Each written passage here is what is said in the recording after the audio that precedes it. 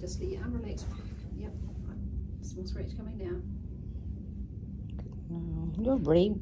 Amazing. Done. Hello mga kadresya.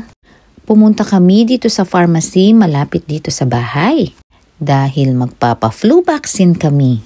Malapit na kasi ang winter at malamig na naman kaya kailangan may panlaban. Hayan nga at nire-register ng aming mga pangalan bago kami injekan. Dito kasi sa New Zealand, isang click lang sa computer, alam nila kung sino yung mabibigyan nila ng libreng bakuna.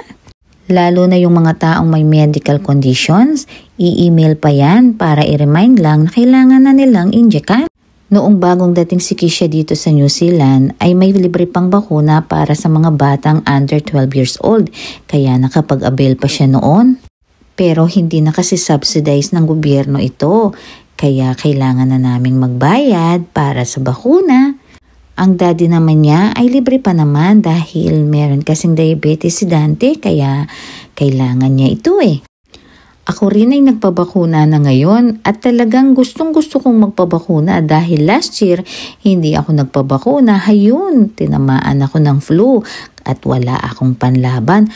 Ang sakit-sakit ng naramdaman ko kaya ngayon hindi ko napalalampasin ang flu vaccine na ito.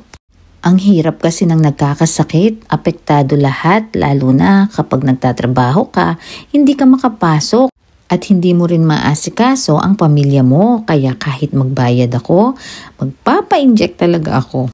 Kaya kahit nagbayad ako ng $60 sa injection namin ni Kisha, okay lang basta wag lang kaming magkasakit.